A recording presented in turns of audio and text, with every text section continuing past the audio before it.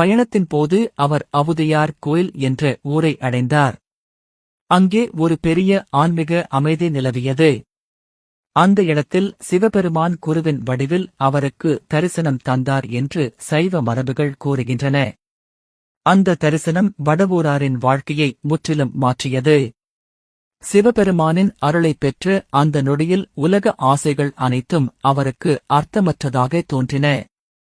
அரச பதவி, செல்வம், புகழ் இவை அனைத்தும் நிலையற்றவை என்பதை உணர்ந்தார். அவர் முழுமையாக சிவபக்தியில் மூழ்கினார். மன்னன் கொடுத்த பணத்தை குதிரைகள் வாங்க பயன்படுத்தாமல் அந்த புனித இடத்தில் சிவனுக்காக ஒரு கோவில் கட்ட ஆரம்பித்தார். பின்னர் அந்த இடமே இன்று புகழ்பெற்ற அவுடையார் கோவிலாக அறியப்படுகிறது. கோவில் கட்டுமானத்தில் அவர் முழுமையாக ஈடுபட்டார்.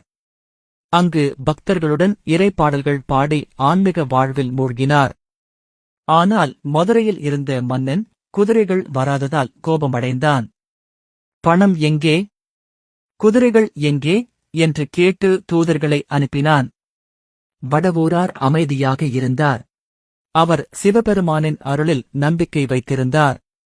சைவ புராண கதைகளின்படி சிவபெருமான் நரிகளை குதிரைகளாக மாற்றி மன்னனிடம் அனுப்பினார்.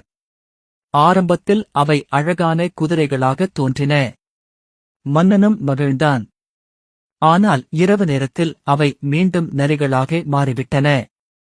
இதனால் அரண்மனையில் குழப்பம் ஏற்பட்டது. மன்னன் மிகவும் கோபமடைந்து வடவூராரை தண்டிக்க நினைத்தான்.